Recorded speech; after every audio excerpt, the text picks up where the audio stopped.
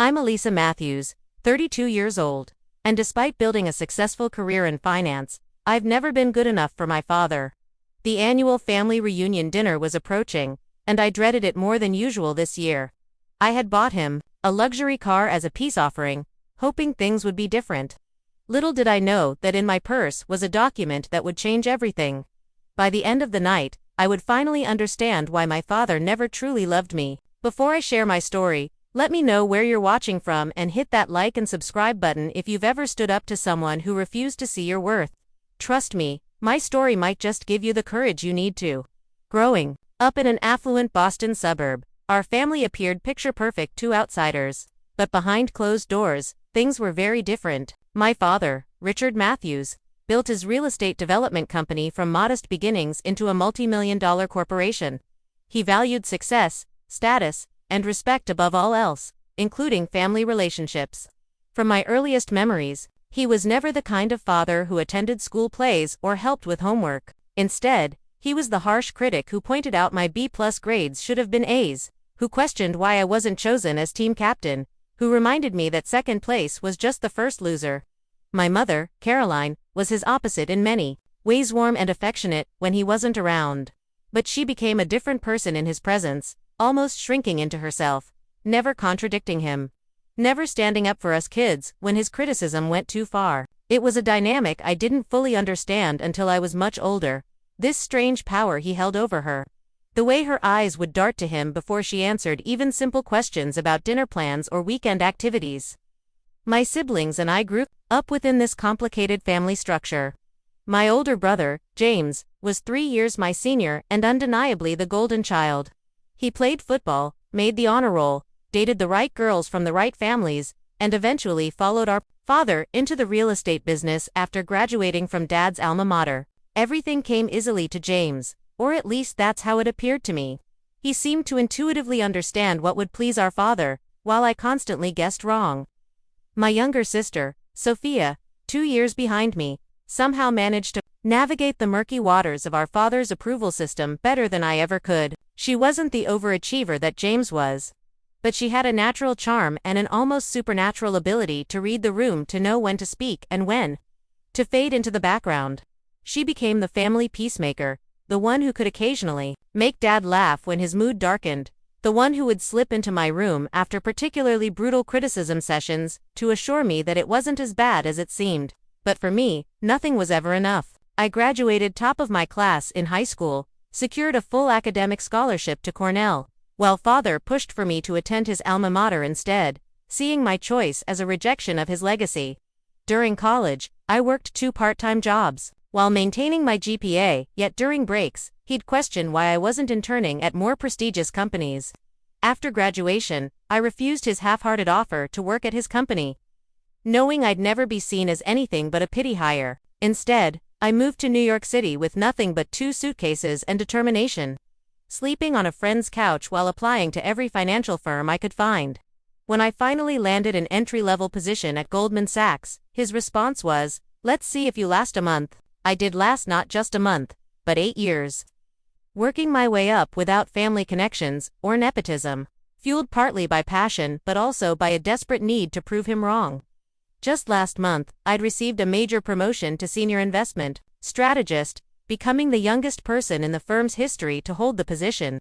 The salary bump was substantial, allowing me to finally buy my dream apartment in Manhattan and still have savings left over. It was with those savings that I made what I thought would be a grand gesture, purchasing a brand new Mercedes S-Class for my father for Father's Day. In my fantasy, this gift would finally make him see me as successful, as worthy of his approval. The car cost nearly a year's salary, but I convinced myself it would be worth it to finally hear him say he was proud of me. Looking back now, I can see how pathetic that need for validation was, how it had shaped every major decision in my life.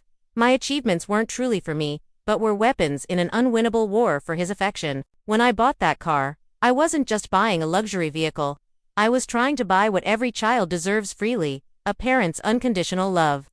The annual Matthews family reunion always fell on the last weekend in June, conveniently close to Father's Day, which meant the gathering doubled as a celebration of Richard Matthews's patriarchal status. This year would be no different, except that I had made the decision to finally stand out by purchasing that ridiculously expensive luxury car, a sleek black Mercedes S-Class with all the premium features father had once mentioned admiring at a country club friend's home. As the date approached, my anxiety spiraled to new heights. I spent 3 weekends shopping for the perfect outfits, something that screamed successful but not trying too hard. Feminine but not frivolous, the contradictory mix my father seemed to expect from women in business. I settled on a navy blue tailored dress from a designer my mother mentioned he respected. With subtle gold jewelry and shoes that were expensive but not flashy, the familiar pattern of preparation felt pathetic even as I participated in it. The desperate routine of a child still seeking approval at 32. Past reunions flashed through my mind as I packed, each one marked by some form of paternal disappointment. When I was 16 and won the state math competition, he'd questioned why I wasn't focusing more on debate, since numbers people are easy to find. When I graduated college, summa cum laude, his only comment was that my chosen field was unstable. Compared to real estate, my first bonus at Goldman resulted in him wondering aloud if finance was really just glorified gambling. And my first promotion led to questions about whether I'd been selected to fill a gender quota. Nothing was ever an achievement on its own merits, always tainted by his skepticism. But this year carried an additional complication, one that had rocked the foundations of my identity just 3 months earlier. A popular genetic testing service one I'd used out of simple curiosity about my ancestry had revealed something unexpected. The genetic markers didn't align with being Richard Matthews's biological daughter. After the initial shock and disbelief, I'd quietly pursued a more definitive test, obtaining DNA samples from my father's hairbrush during a brief visit home. The results were conclusive and sat now in a sealed envelope in my purse. A nuclear option I hadn't decided whether to deploy. The discovery explained so much: the lifelong feeling of being an outsider in my own family, the subtle physical differences no one acknowledged, the inexplicable coldness from a man who showed at least basic affection to his other children. I suspected he knew, had always known, and that knowledge had colored every interaction we'd ever had. The day before the reunion, I drove the new Mercedes to my parents' suburban Boston home. Having arranged for delivery to a nearby dealership, I'd planned the presentation carefully. Arriving mid-afternoon when Mother would be at her garden club meeting, ensuring a private moment for this peace offering, my father answered the door in his usual crisp business casual attire, despite it being a Saturday, looking mildly annoyed at the interruption. "Eliza, you're early. The reunion isn't until tomorrow," he said, checking his watch as if I'd missed an appointment. "I know, Dad. I actually brought your Father's Day gift early and wanted to give it to you privately," I explained, heart pounding as I handed him a small box containing the car key with the Mercedes emblem clearly visible. He opened it, with the polite, detached manner he reserved for obligatory gifts, his expression shifting to surprise as he recognized the logo. "Is this some kind of joke?" he asked, and I guided him to the front window where the brand new car sat gleaming. In the driveway, his face registered genuine shock, followed by something almost like pleasure, but it faded quickly to his usual analytical expression. "This is excessive, Eliza. What are you trying to prove?" he asked, though he was already moving toward the front door, key in hand. "Nothing," I lied. "I got a big promotion, and I wanted to do something special for you." He circled the car twice, examining it like he might a property investment, noting features, asking pointed questions about financing and insurance that felt more like an interrogation than gratitude. After a brief test drive, where he commented on the steering being a bit loose despite the car's renowned handling, he parked it in the garage rather than leaving it in the driveway where guests might see it. His thanks were perfunctory, followed immediately by a comment that I must be doing well to waste money like this, effectively cutting the legs out from under my grand gesture. That evening, I called my best friend Taylor from my hotel room, fighting back tears as I recounted the cold reception. "You know what? Forget him," Taylor said with the righteous anger of a friend who'd heard too many similar stories. "Take the car back. He doesn't deserve it." I dismissed the suggestion, still clinging to hope that tomorrow would be different.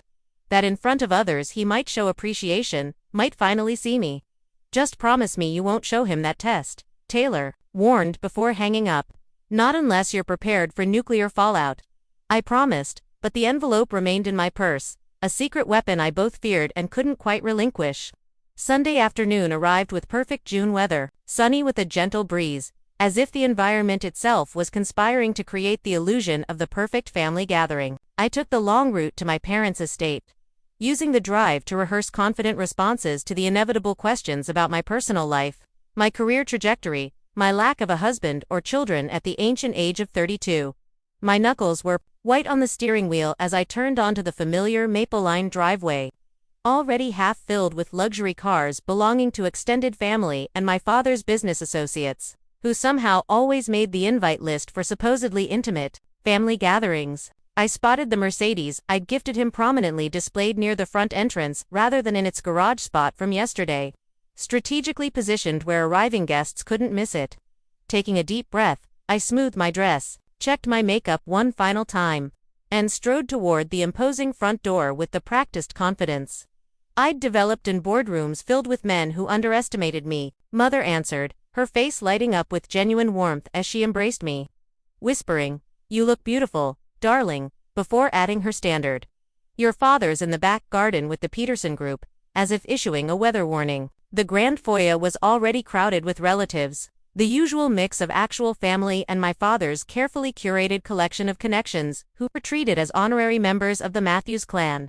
Aunt Linda, mother's sister, approached immediately with air kisses and rapid-fire questions about my love life, while Uncle George offered a hearty handshake and a booming, "There's our Wall Street wizard," which I knew would irritate my father if within earshot.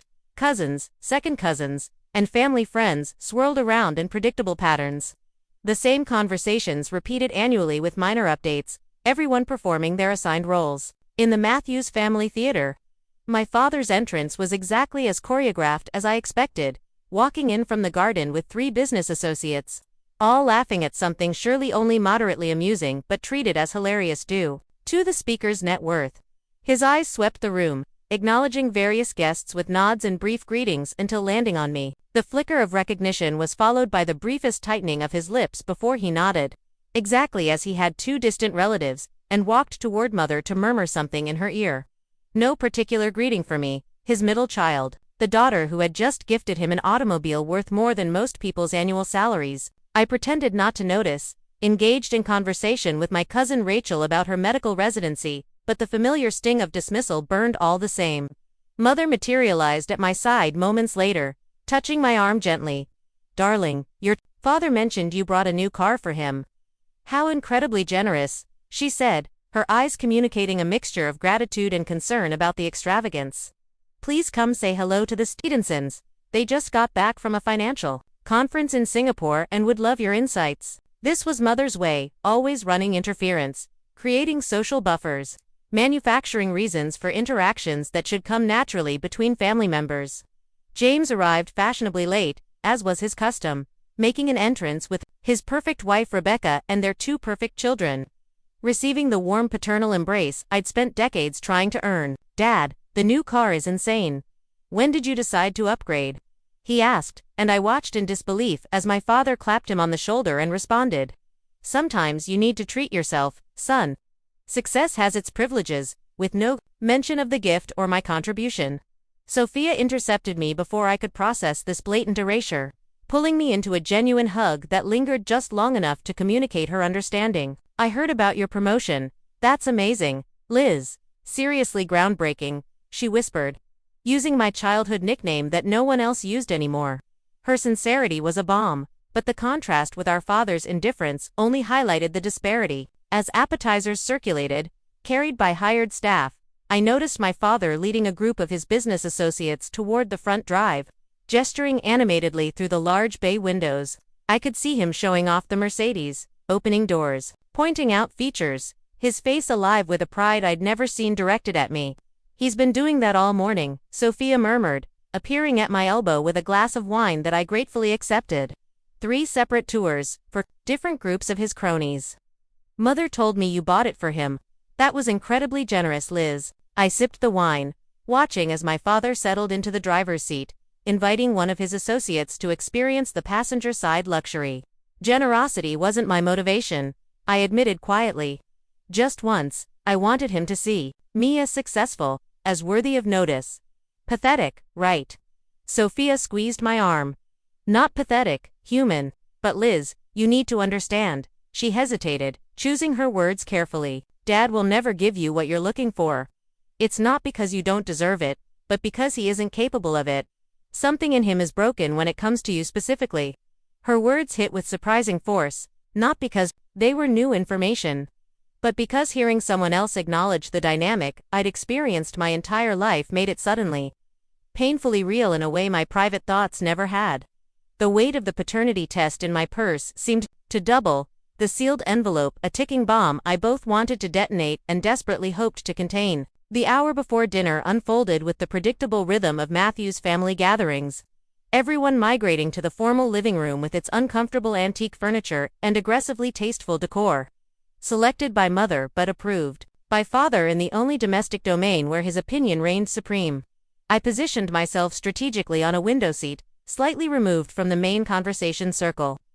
Nursing a second glass of wine and observing the familiar family dynamics with newfound clarity, the knowledge of my genetic otherness creating an almost anthropological detachment. James naturally commanded the center of attention, regaling the assembled family with tales of his latest real estate acquisition, a struggling shopping complex he planned to transform into luxury condominiums.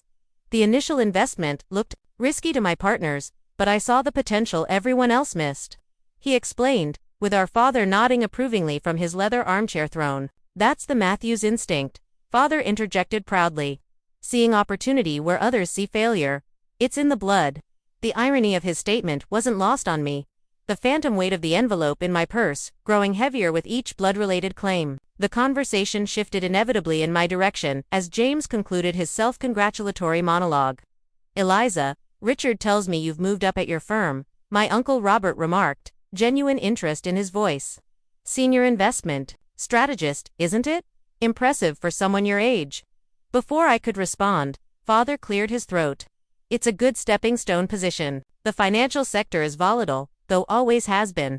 Not like having something tangible, like property. He turned toward James. Real assets withstand market fluctuations. They persist through generations. The familiar dismissal stung despite my anticipation of it, the calculated pivot back to James and real estate.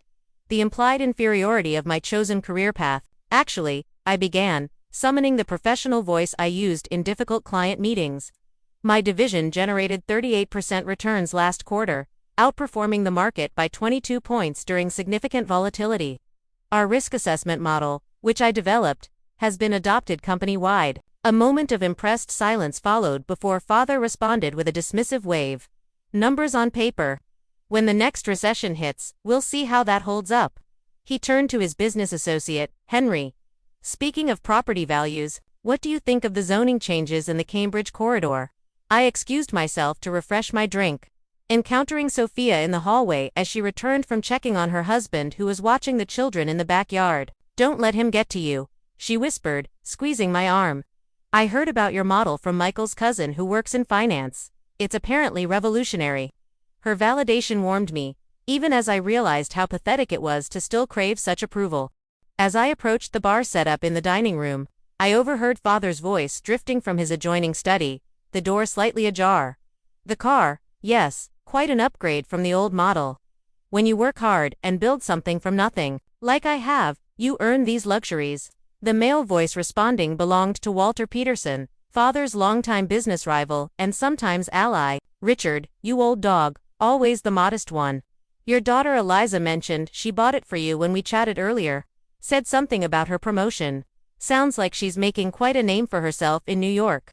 A brief silence followed before father's response, each word precisely chosen.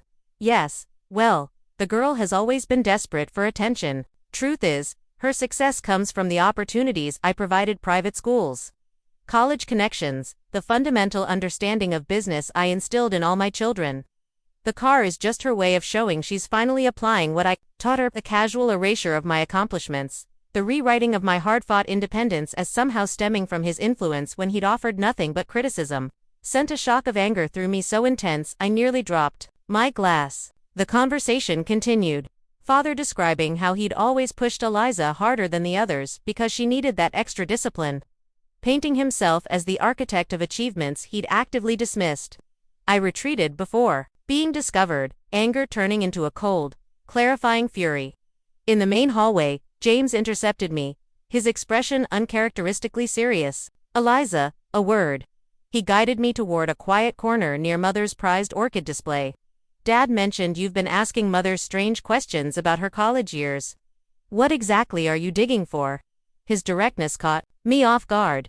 In truth, after the DNA test, I had casually inquired about Mother's life before marriage, fishing for clues about possible relationships, but I'd thought my questions sufficiently subtle. Just getting to know her better, I replied carefully. Women in her generation didn't get many opportunities to build their own identities before marriage and children. James studied me with our father's analytical gaze, the family resemblance striking in ways that now felt like further evidence of my exclusion. Look, whatever you're doing, whatever point you're trying to make with extravagant gifts and probing questions, just stop. The family has a certain order, a harmony. Don't disrupt that with whatever crisis you're manufacturing. His condescension was so perfectly echoed from father that I almost laughed. Harmony, is that what you call this toxic hierarchy? This system where one person's accomplishments are celebrated while another's are undermined. I'm not manufacturing anything, James. I'm just finally seeing clearly. He stepped closer, voice lowered to avoid attention. Dad has built everything we have. The Matthews name means something because of him. Your fancy job in New York, your trendy apartment hit, all stems from the foundation he created. Show some respect and gratitude for once. Before I could respond, our cousin Rachel approached, seeming to sense the tension. Everything okay over here? Aunt Caroline is looking for both of you. I think dinner is about to be announced. James plastered on his public smile, the perfect son persona slipping seamlessly back into place. Just catching up with my little sister. Business talk, nothing important. As he walked away, Rachel touched my arm gently. You know, my mom always says your father plays favorites like it's an Olympic sport he's determined to medal in. For what it's worth, I think what you've accomplished on your own is pretty incredible. Her quiet support nearly broke my carefully maintained composure. I'd spent so many years convincing myself that the problem was my perception, not reality, that having someone else acknowledge the dynamic felt paradoxically both validating and devastating. The dinner bell chimed, Mother's signal for everyone to begin moving toward the formal dining room. I lingered behind, fingers brushing the outline of the envelope in my purse, weighing options, consequences, scenarios. Part of me wanted to leave immediately, to withdraw from this charade of family unity, to protect myself from the inevitable wounds the evening would inflict.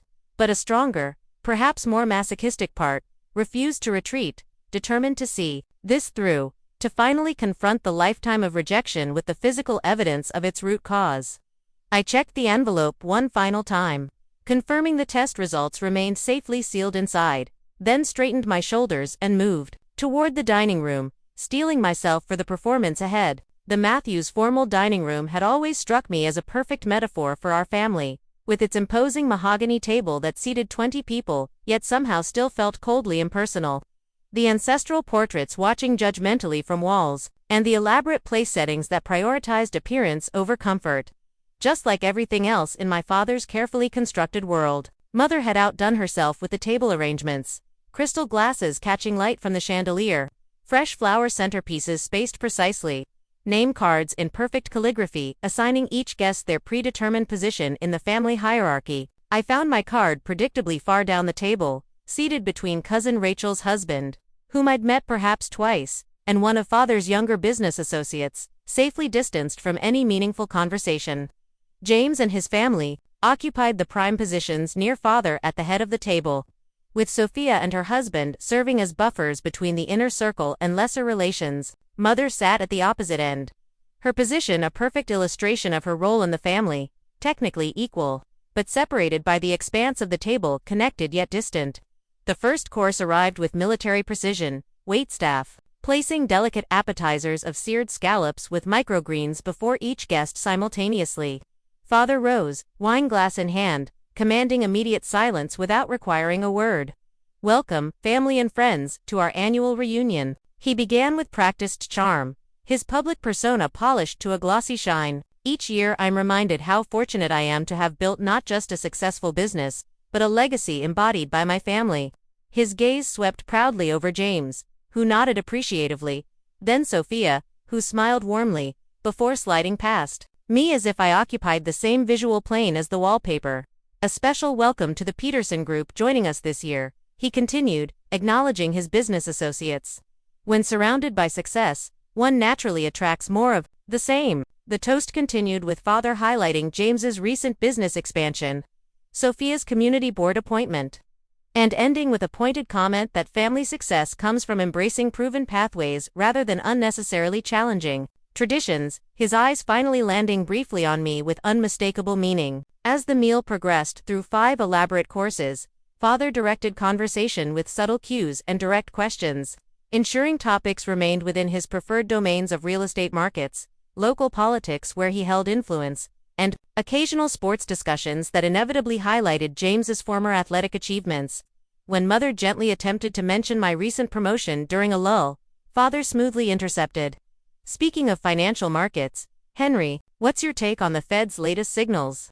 Effectively erasing her effort without acknowledging it had occurred. By the fish course, the familiar pattern had fully emerged, with Father periodically lobbing pointed questions in my direction, each designed to undermine rather than engage. Eliza, your firm handles primarily domestic investments, correct? Limiting, isn't it, given the global expansion opportunities? Or, I understand your promotion came after the Davidson account. Fortunate timing that James was able to introduce you to William Davidson at last year's charity gala. Each comment carefully constructed to reframe any success as either limited in scope or dependent on family connections I had actively avoided using. I maintained the pleasant, professional demeanor I'd perfected in hostile boardrooms, refusing to show the emotional reaction he seemed determined to provoke. Actually, Father, our international division integrated my risk assessment model last quarter, and the Davidson account came through a blind pitch competition, no introductions involved. My corrections were delivered with practiced lightness, though I noticed Sophia's sympathetic wince at each exchange. The familiar family dance, painful in its predictability. The main course arrived, an unnecessarily elaborate beef Wellington that required all attention for several minutes, providing brief respite from the conversational minefield. Father used the opportunity to open another bottle of prohibitively expensive wine, his consumption steadily increasing throughout the meal, a concerning pattern that Mother tracked with nervous glances. James leaned over to mutter something in Father's ear, receiving a dismissive wave in response. As coffee and dessert were served, Father's attention swung back in my direction, alcohol having eroded what minimal filters he typically maintained. Eliza, Richard tells me you're still single, commented Mrs. Peterson with well-meaning interest. Such a beautiful, accomplished young woman. The men in New York must be intimidated. Before I could formulate a polite response about prioritizing career advancement, Father interjected. Eliza has always been focused on proving something rather than building something, he said, swirling his bourbon contemplatively. Some people chase accomplishments to fill other voids. Family requires compromise, something the Matthews women have traditionally understood better than she has. The casual cruelty landed with practiced precision, implying my professional success was compensation for personal failure rather than an achievement in its own right.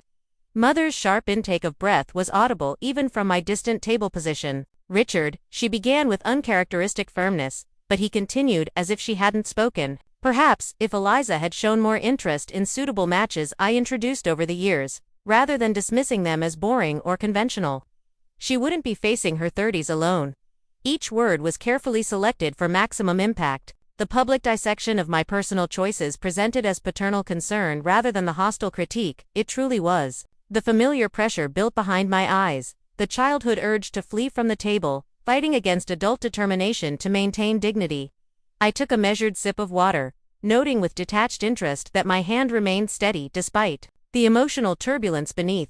I appreciate your concern for my personal fulfillment, Father, I responded evenly, drawing on every negotiation technique I'd ever learned. But as you've often emphasized, Matthews focus on results, and my results speak for themselves. A tense silence fell over the table. Relatives who had witnessed similar exchanges over the years, studiously examining their dessert plates, while Father's business associates shifted uncomfortably, suddenly very interested in the architectural details of the ceiling. The pressure in my chest expanded with each heartbeat, the culmination of a lifetime of these moments. These public humiliations thinly disguised as family concern, these careful erasures of my personhood and achievements. The envelope in my Hers seemed to pulse with potential energy, a nuclear option I had promised myself and Taylor I wouldn't deploy. As waitstaff cleared dessert plates, I realized with perfect clarity that the current path was unsustainable, that continuing to seek approval from a man genetically programmed to withhold it was a form of self-destruction I could no longer afford. As coffee cups were being refilled and brandy offered to conclude the elaborate meal, Father pushed his chair back slightly, a signal universally understood by the gathered family as preparation for one of his impromptu speeches, a tradition that had evolved over years of Matthew's gatherings. The anticipatory silence fell immediately, conversations halting mid-sentence, silverware carefully placed down, all attention reflexively turning toward the patriarch. Father stood, brandy snifter in hand, his expression taking on the benevolent authority he reserved for these moments of public performance. Before we dispersed to the garden for our annual family photograph, he began, voice carrying that particular timbre of someone accustomed to commanding rooms. I'd like to take a moment to express my pride in what the Matthews family continues to build together. He gestured expansively, including the business associates as honorary members of this supposed dynasty. A family is much like a business enterprise, requiring vision, leadership, and participants who understand their roles in creating collective success. His gaze swept the table in that practiced way of appearing to make eye contact with everyone while actually connecting with no one. As I look around this table, I'm reminded of how fortunate I am to have children who contribute to the family legacy in meaningful ways. He turned toward James, raising his glass slightly. James, your business acumen continues to impress not just me but the entire Boston development community. The Riverside Project represents exactly the kind of bold, forward-thinking approach that distinguishes Matthews projects from lesser ventures. You've not only embraced the lessons I've taught you, but you've elevated them. James nodded with practiced humility that barely concealed his satisfaction, the golden child receiving his expected due. Father then shifted toward Sophia, his expression warming further.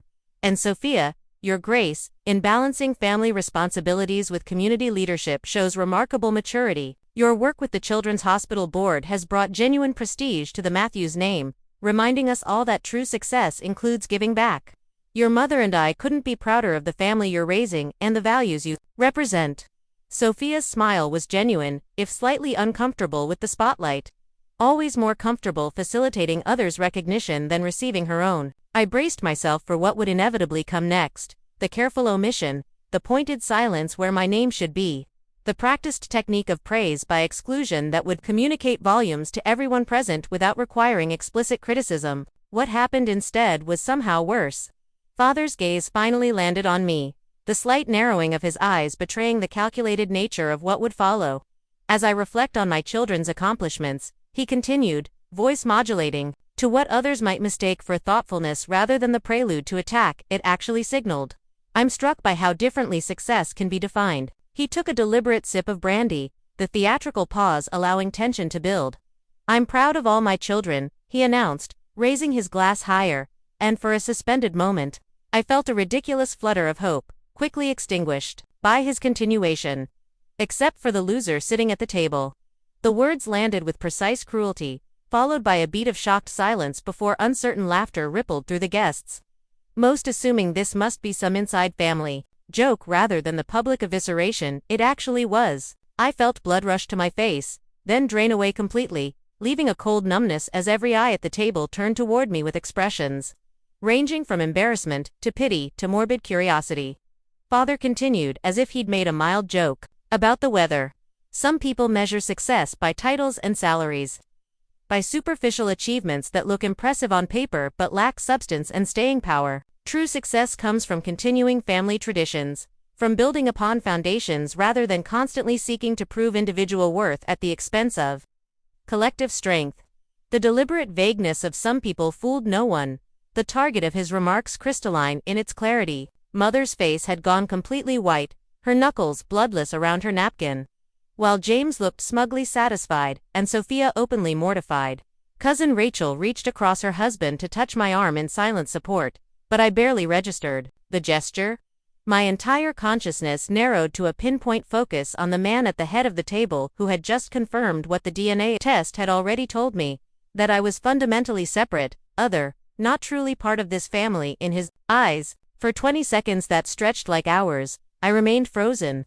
experiencing the physical sensations of humiliation with clinical detachment, the burning face, the constricted throat, the accelerated heartbeat, the fight-or-flight response flooding my system with adrenaline. A lifetime of similar moments flashed through my consciousness.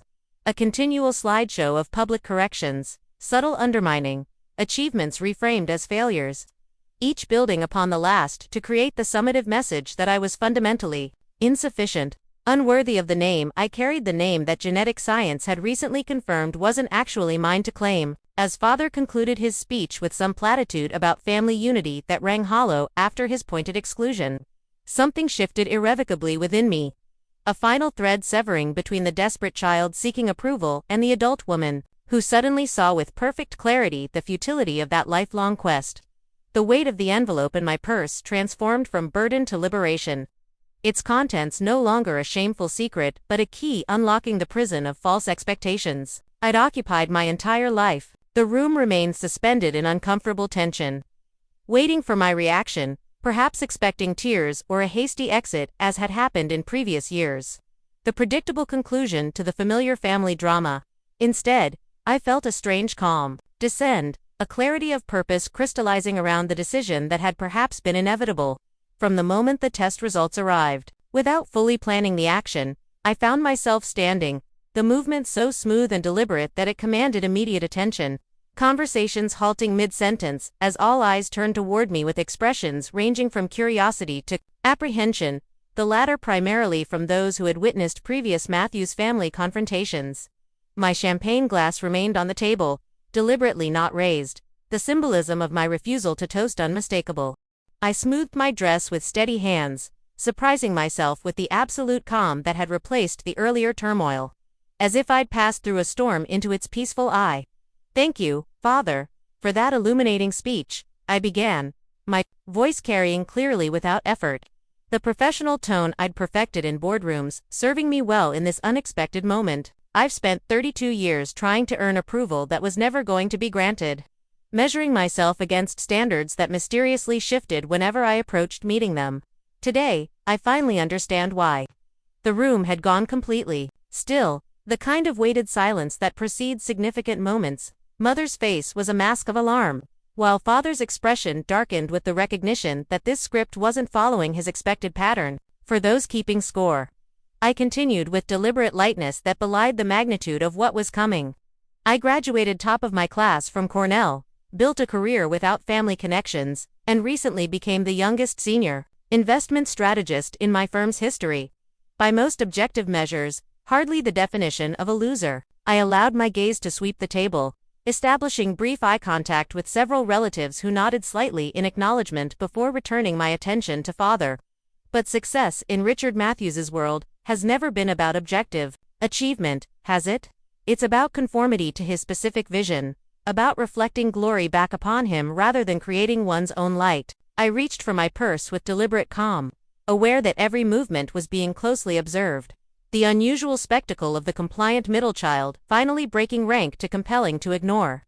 "I bought you a car worth more than most people make in a year," I said directly to Father, whose face had settled into the cold mask he wore when business negotiations weren't proceeding to his advantage. Not because you needed it or even particularly deserved it, but because I still harbored the childish hope that a grand enough gesture might finally bridge whatever mysterious gap has existed between us my entire life. From my purse, I withdrew the envelope containing the paternity test results, the paper now seeming almost mundane considering the weight of information it contained. For 3 decades, I've blamed myself for your inability to show me the same affection you show James and Sophia. I've twisted myself into countless shapes trying to become whatever would finally earn your approval, never understanding that the problem wasn't in my actions, but in my DNA. A collective intake of breath circled the table as the implication of my words registered. Mother's face drained of remaining color, while James straightened with sudden alertness. I placed the envelope precisely in the center of the table, my movements measured and deliberate. "For you, Dad, happy Father's Day," I said with quiet finality, infusing the paternal title with all the irony the moment deserved. Without waiting for a response, I turned and walked from the dining room. Back straight, pace unhurried, preserving the dignity that had been systematically stripped from me throughout the evening. The shocked silence held until I reached the foyer, followed by the immediate eruption of multiple conversations, questions overlapping into unintelligible noise. I continued outside without hesitation. The evening air cool against my flushed skin. The path to the driveway illuminated by decorative lanterns that created pools of light in the gathering dusk. The Mercedes sat where Father had positioned it for maximum visibility. Gleaming black paintwork reflecting the house lights, a symbol of everything I'd been trying to purchase with money that should have been invested in my own peace instead. The decision wasn't conscious so much as inevitable. My hand finding the spare key fob I'd kept in my purse. The remote unlock responding with a gentle chirp that seemed inappropriately cheerful for the moment. I slid into the driver's seat, the leather interior still carrying the new car smell mixed with the faint trace of Father's cologne, an olfactory reminder of his brief possession that would soon fade. Through the windshield, I could see figures appearing at the dining room windows, silhouettes gesturing animatedly, the family drama now fully unleashed by my departure and revelation. The engine purred to life with expensive precision, the dashboard illuminating with welcome lights as if nothing momentous had occurred. As if this were simply another drive, rather than a definitive break with 32 years of emotional servitude. As I reversed down the driveway, I caught a glimpse of the front door flying open, Father's figure framed in the light. One hand clutching what appeared to be the opened envelope. His mouth open in what might have been my name but was lost beneath the gentle rumble of the German-engineered engine. The symmetry struck me as I accelerated away. The luxury car he had showcased to associates while minimizing my contribution, now physically removed. Just as he had attempted to minimize my existence for 3 decades, both acts of erasure meeting in perfect narrative balance. The realization solidified what had been intuitive action into conscious decision. The reclamation of the gift paralleling the reclamation of self-worth I was simultaneously undertaking, both unburdened by expectations of gratitude that had never been forthcoming. In the rearview mirror, the Matthews estate receded, growing smaller with each second. Its grandeur diminishing with distance, just as its emotional hold on me weakened with each rotation of the wheels carrying me away. The lightness spreading through my chest wasn't happiness exactly too complex and bittersweet for such a simple label, but rather the unfamiliar sensation of freedom, of choices suddenly unconstrained by the gravitational pull of paternal approval that had distorted my orbit for as long as I could remember. The Mercedes responded with quiet precision as I navigated away from the neighborhood of my childhood, each turn creating further distance between the person I had been 30 minutes ago and whoever I was becoming now. I made it almost to the highway entrance before the first call came through on my cell phone, Sophia's name flashing on the dashboard display, followed in rapid succession by James, mother, and several cousins, the digital evidence of chaos left in my wake. I silenced the ringer, but didn't turn the phone off completely. Some part of me needing to witness the fallout, even if I wasn't ready to engage with it directly. As I merged onto the highway, headed toward Boston proper rather than back to New York, I allowed myself a single glance in the rearview mirror just as a male figure I recognized as my father rushed into the street behind me. His normally composed face contorted in an expression I'd never seen before, something beyond anger, into territory I couldn't immediately identify. The distance was too great to hear his voice, but I didn't need audio to recognize the scream from his body language alone. Arms raised overhead in a gesture of such primal emotion that it momentarily rendered him unrecognizable as the controlled patriarch who had engineered decades of emotional manipulation. The image burned into my memory as I accelerated away, a visual representation of the seismic shift that had just occurred. The carefully constructed family narrative cracked beyond repair by 3 pages of scientific data and 1 moment of absolute clarity. By the time I checked into a downtown Boston hotel 30 minutes later, my phone displayed 17 missed calls and 29 text messages, the digital equivalent of the explosion I detonated before walking away. I placed the room key on the desk, kicked off my heels, and finally allowed myself to review the communications. Starting with Sophia's texts, which progressed from confusion. What just happened? What was in that envelope? To concern, Liz, please call me, everyone's freaking out. To information, Dad is saying insane things. Mom locked herself in her room. James is threatening legal action about the car. Mother's voice messages began composed but rapidly deteriorated. The first a gentle Eliza. Please call home when you get a chance, evolving into her 5th message where her voice cracked with emotion. The test can't be right, there must be some mistake. Please come back so we can discuss this as a family. James had limited himself to 2 texts, both threatening legal action if I didn't return Dad's property immediately and retract your disgusting accusations. The contrast between my siblings' responses was unsurprising, their reactions perfectly aligned with the roles they'd always played in the family dynamic. I sat on the edge of the hotel bed, phone in hand, the physical and emotional distance from the reunion already allowing me to process events with surprising clarity. The paternity test had confirmed what some deep, intuitive part of me had perhaps always known, that Richard Matthews wasn't my biological father, that the emotional distance he'd maintained throughout my life stemmed from knowledge he'd carried but never acknowledged. I had obtained the test on impulse after discovering through a recreational genetic testing service that my supposed paternal genetic markers didn't align, the initial shock giving way to a strange sense of explanation for a lifetime of felt otherness within my own family. Now that the information was public, the carefully maintained family image was disintegrating in real time. Decades of pretense collapsing under the weight of scientific fact.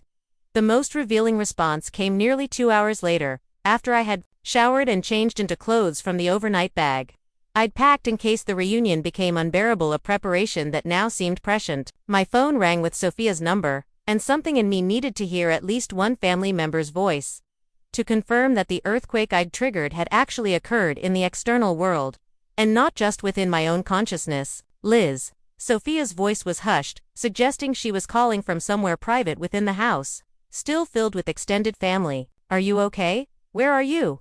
The genuine concern in her tone nearly undid my hard-won composure. I'm safe, I answered noncommittally. What's happening there? She exhaled heavily. Chaos. Complete meltdown. After you left, Dad opened the envelope at the table in front of everyone, read it for like 30 seconds, then started shouting for Mom. She took one look at it and went completely white. They disappeared into his study for maybe 10 minutes while everyone just sat there in shocked silence. And then Dad came storming out, looking for you, saw the car was gone, and just lost it completely. I've never seen him like that, Liz, never.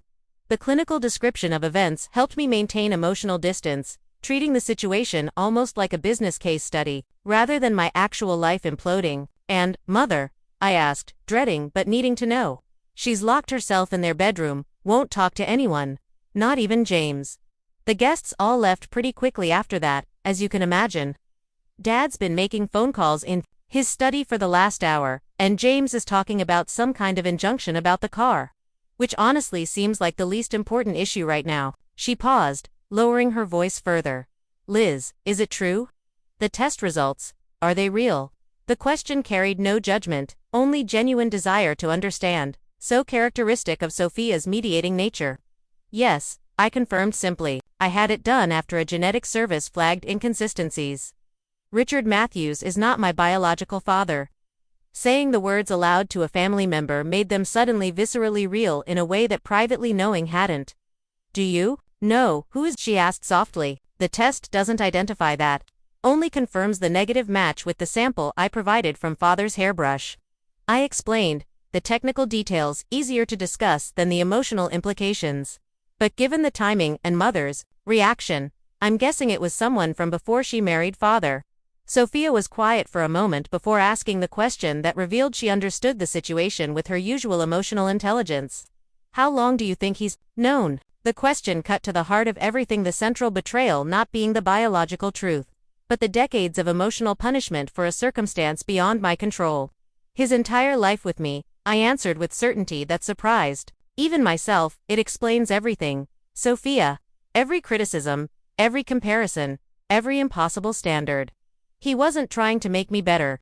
He was punishing me for existing. The truth of this assessment settled between us, neither needing to articulate the countless examples that supported it. I need to go, Sophia said suddenly. James is coming upstairs and I don't want him to know we're talking. Just, please text me that you're safe wherever you are. And Liz, whatever happens next, I love you exactly the same. This changes nothing between us. Her words lodged in my chest, the unexpected affirmation cracking the protective numbness I'd maintained since leaving the house. After hanging up, I moved to the hotel window overlooking Boston Harbor.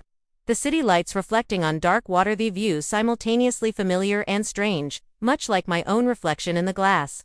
Somewhere in that city was the man who had shaped my childhood through calculated absence of affection. and potentially also the unknown man whose genetic material I carried. The symmetry of these two fathers, one present but emotionally absent, one completely unknown but biologically connected, created a strange sense of balance, as if the universe had finally provided explanation for the perpetual sense of misalignment I'd carried throughout my life. As midnight approached, a final text arrived from an unexpected source, Mother's private number, rarely used for direct communication. I never meant for you to find out this way. It wasn't an affair. There was someone before your father in college. When I discovered I was pregnant, your father offered to marry me anyway, to give you his name. Please believe, he tried to love you as his own. Some men simply cannot separate their feelings from biology. I failed you both by pretending the truth. Didn't matter? Can we meet tomorrow, just us? There's so much you deserve to know. The message confirmed what I had already intuited but added layers of complexity I hadn't considered, casting my father simultaneously as both villain and victim of his own limitations. My mother as both deceiver and trapped young woman making impossible choices in an era less forgiving than our own. I placed the phone on the nightstand without responding, emotional exhaustion finally overtaking the adrenaline that had carried me through the evening.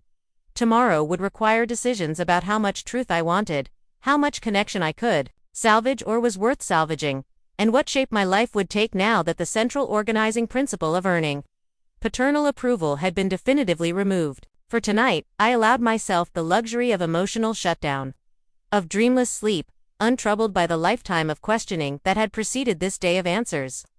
The week following what my mind had categorized as the revelation unfolded, with the strange dual quality of moving both excruciatingly slowly and dizzyingly fast, each day bringing new information that simultaneously clarified and complicated my understanding of my place in the world. The morning after my dramatic exit, I met Mother at a small cafe far from family haunts, her appearance shocking me with its vulnerability.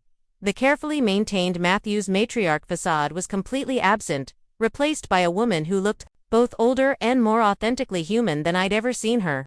His name was Thomas Keller, she began without preamble once our coffee arrived, her fingers trembling slightly around the porcelain cup. We met junior year at Wellesley. He was at MIT, studying engineering. Brilliant, kind, completely wrong for a girl from my background, according to my parents. When they discovered our relationship, they forbade it immediately. 2 months later, I met your father at a charity function, the appropriate match. Everyone approved.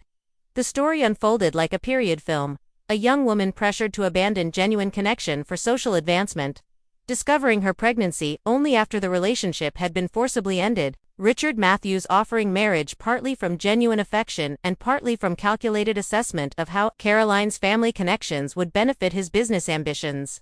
He promised to raise you as his own, Mother explained, her eyes focused on some middle distance where the past still lived, and I believe he truly intended to keep that promise. But from the moment you were born, you had Thomas's eyes, his expressions, his way of questioning everything rather than simply accepting what was told to you. Richard tried, in his way, but every time he looked at you, he saw another man's child, physical proof of my life before him. The revelations continued over 3 hours, details of a history I'd never suspected unfolding with painful clarity, explaining the family dynamic that had shaped my existence. My biological father had never known about me, had moved to California after graduation, built a successful engineering firm, married, had 3 children who were technically my half-siblings. Mother had tracked his life from afar through alumni newsletters and, in recent years, social media, but never contacted him, honoring the promise made to Richard that the past would remain buried, that I would be a Matthews in name, if not in blood. By our 3rd coffee, we had progressed to the most difficult question. Why didn't you ever protect me? I asked, the accumulated hurt of decades compressing into this single query. You saw how he treated me compared to James and Sophia. You watched him systematically undermine every achievement, every attempt to earn his approval. How could you let that continue for 30 years? Her face crumpled with a grief so raw, it momentarily overrode my anger. I failed you, she acknowledged, no excuses offered. Each time I considered telling you the truth, revealing why he couldn't give you what you deserved. The moment seemed wrong, the potential damage too great. Then time passed, and the lie grew larger, harder to correct. I told myself, you were strong, resilient, that you were building a life independent of his approval. I didn't realize until yesterday how much that pursuit still drove you. The conversation ended with no neat resolution, only the beginning of a more honest relationship that would require years to rebuild on a truthful foundation. The following day brought another seismic shift when I received an email from Thomas Keller, my biological father, responding to the message I'd sent after confirming his identity through public records. His reply was cautious but kind, expressing shock at learning of my existence, requesting time to process this information, but also genuine interest in connecting when he had absorbed the reality of a daughter he'd never known existed. "I see from your email signature that you work in finance in New York," he wrote in his initial response. "Ironically, I'll be in Manhattan next month for a conference. Perhaps we could meet for coffee if you feel comfortable doing so." The simple acknowledgement of my professional identity without qualification or comparison operated like a balm on raw emotional wounds. The neutral respect of his tone, suggesting possibilities for connection untainted by the complex Matthews history. While these personal earthquakes reshuffled my understanding of family, the professional world continued turning with pragmatic indifference to my existential crisis. My boss called midweek with questions about a client presentation, the normalcy of work discussions providing surprising comfort amid personal chaos. "The Richardson account needs your risk assessment model explained in person," she informed me. "They're specifically requesting you by name, Eliza. Your reputation is growing." The acknowledgement of professional value independent of family connections reinforced what should have been obvious all along, that my worth existed separate from the Matthews name or approval. Anchored in abilities and character entirely my own, Richard made his first direct contact 6 days after the reunion via his attorney. A coldly formal letter requesting return of the Mercedes and threatening legal action regarding defamatory statements made in public regarding paternity. The stark contrast between this response and Thomas's cautious but humane email crystallized everything I needed to know about both men. Genetics suddenly seeming far less relevant than character in determining true parentage. I instructed my own attorney to arrange return of the vehicle, while making clear that DNA evidence was by definition not defamatory. James maintained radio silence. His loyalty to father unsurprising given their genuine biological connection and shared worldview. Sophia, however, called daily. Our relationship deepening through honest conversations about family dynamics we'd both observed but never previously discussed openly. "He's been controlling the narrative our entire lives," she observed during one late-night call, "making us compete for approval that was never equally available. I benefited from that system, but I always saw how it hurt you. I'm sorry I didn't stand up for you more." Her acknowledgement helped heal wounds I hadn't realized still festered. The validation of my experience from someone who had witnessed it firsthand, oddly more powerful than any test result could be. 6 months after the revelation, the landscape of my life had transformed in ways both subtle and profound. Weekly therapy sessions helped untangle the complex web of conditional love and performance anxiety that had driven my achievements, allowing me to recognize genuine accomplishments separate from desperate approval seeking. My relationship with mother evolved into something more authentic, her careful performance of perfection abandoned in favor of honest, sometimes painful, conversations about choices, consequences, and the complex love that had always existed beneath the Matthews family theater. I met Thomas Keller for the first time at a quiet restaurant near Central Park. The strange experience of seeing my own expressions and mannerisms mirrored in a man I'd never met, both unsettling and oddly comforting. "You have my mother's analytical mind," he observed over dessert, hours into a conversation that flowed with surprising ease. "But that spark when you talk about market patterns, that's apparently from my side." Our relationship developed cautiously, both respectful of its unusual beginning, neither expecting immediate father-daughter closeness, but building connection through shared intellectual interests and discovery of genetic commonalities that explained lifelong traits I'd never seen reflected in the Matthews family. The final piece of this transformed life mosaic fell into place at Thanksgiving when I accepted Sophia's invitation to dinner at her home rather than the traditional gathering at our parents' estate. Richard had declined to attend when informed of my presence, his continued rejection now producing more pity than pain, his limitations increasingly apparent as my own healing progressed. "He can't change," Sophia explained as we prepared dessert together, her children playing in the next room with her husband. "Not won't, genuinely can't. His entire identity is built around certainties that your existence challenges." The observation carried no judgment, simply recognition of the immovable reality we'd both accepted. After dinner, Mother called, her voice stronger than I remembered from childhood, the performative perfection replaced by authentic engagement. "I'm proud of you, Eliza," she said simply. "Not for your job or your address or anything you've achieved, though those things are remarkable. I'm proud of who you are, your resilience, your capacity to build truth from deception. I should have said that every day of your life." The words I'd sought from Richard for 3 decades, freely given by the parent who had always loved me, despite her flaws, landed with healing force precisely because they came without conditions or qualifications. As I ended the call, I realized the most profound truth of this 6-month journey, that family transcended genetics and legal definitions, comprising instead those who saw you clearly and loved you anyway, who honored your authentic self rather than demanding performance of assigned roles. The luxury car I'd purchased as a desperate offering to a father figure, who could never truly accept me, had been reclaimed and subsequently sold.